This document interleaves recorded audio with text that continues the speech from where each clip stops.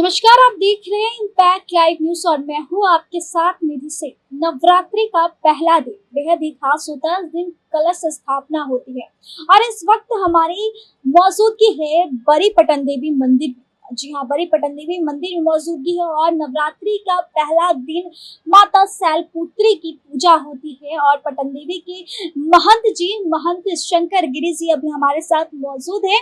उनसे खास बातचीत करेंगे। बाबा, सबसे पहले तो आपका बहुत बहुत स्वागत है। जय माता। बाबा, नवरात्रि का पहले दिन माता शैलपुत्री की पूजा होती है और आज पटन देवी में माता की पूजा, उनकी आराधना कैसे की जाती है, उनकी विधि विधान की क्या कुछ कैसे की जाती है, लोगों को थोड़ी इसकी जानकारी।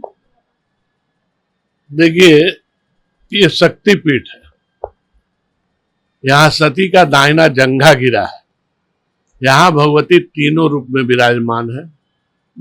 महाकाली, महालक्ष्मी, महासरस्वती। साल में यहाँ दो नवरात्रे, एक आश्विन, एक चैत नवरात्र। भगवती नवरात्र से एक दिन पहले गुप्त स्थान में चली जाती है। उसके बाद प्रातः 4 बजे से उनका कार्यक्रम शुरू होता है। सुबह में पहले उनको पंचगव्य से स्नान कराया जाता है, उसके बाद पंचामृत से स्नान कराया जाता है, फिर उसके बाद सप्त नदियों का जल से उनको स्नान कराया जाता है। नदियों का जल जी।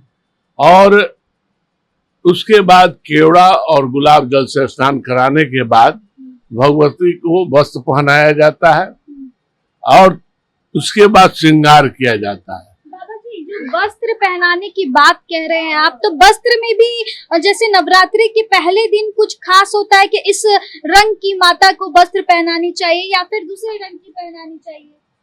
नहीं, माता को तो लाल प्रिय है, लेकिन हम लोग गुलाबी रंग का जो है वस्त्र उनका सिलवा करके मंगाते हैं और वही पहनाते हैं। वो बहुत सी वस्त्रें होती है, एक बार में वो 3 वस्त्र धारण करती है। 3 वस्त्र धारण, उसके बाद श्रृंगार होता है उनका, तब कलश माने वो माता सिंहासन पर विराजमान होती है। एक प्रक्रिया करते करते लगभग 11 बज जाता है। जब आसन पर बैठ जाती है माँ, तब पब्लिक को के दर्शनार्थ द्वार खोल दिया जाता है। बाहर से लोग दर्शन कर सकते हैं। उसके बाद 11:15 साढ़े 11 के करीब में उस समय से कलश विधान शुरू होता है, कलश स्थापना का विधान शुरू होता है, जो क्रमशः 4 साढ़े 4 बजे तक चलता रहता है। उस बीच में 2 आरती होती है माँ की। उसके बाद भोग लगता है। पहला भोग जो है फल फूल का लगता है।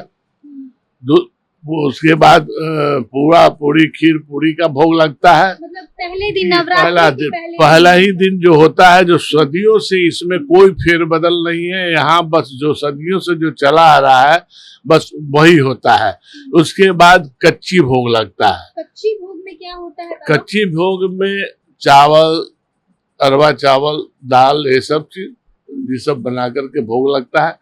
अब भोग लगने के बाद तब भगवती का जो है पट खुलता है। उसके बाद विधिवत जो है आप दर्शनार्थी लोग दर्शन कर सकते हैं, आशीर्वाद दे सकते हैं माँ का।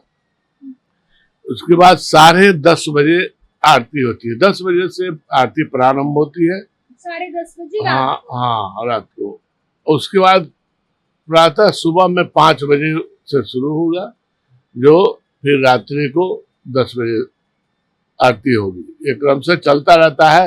लेकिन यहाँ का विशेष महत्व है महाअष्टमी का। महाअष्टमी? हाँ, यहाँ महाअष्टमी जो अर्धरात्रि में पूजा होती है, महानिशा पूजा, जो 12 बजे के बाद से प्रारंभ होती है। जिस रात को अष्टमी मिलता है 12 बजे के बाद, उस दिन भगवती की आराधना की जाती है।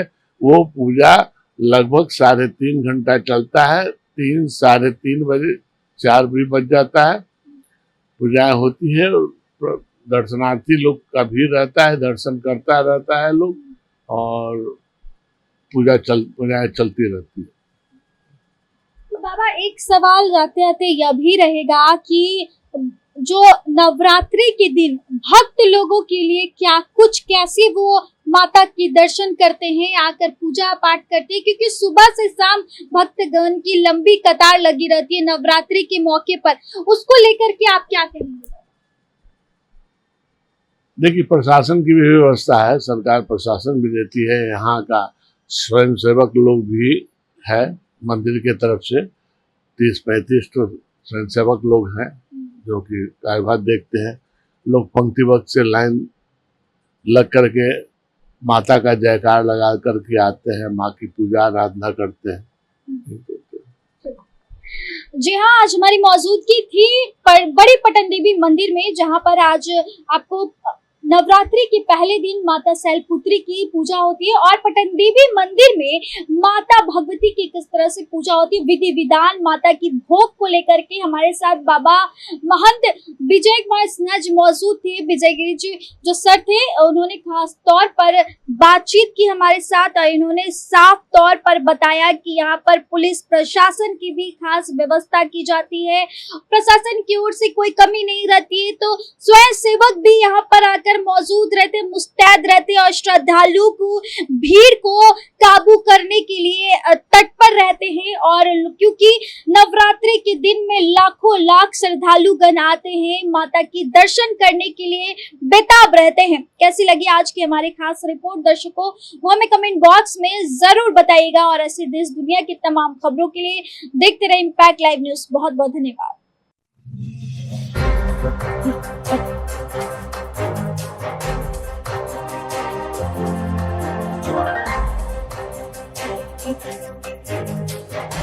Right.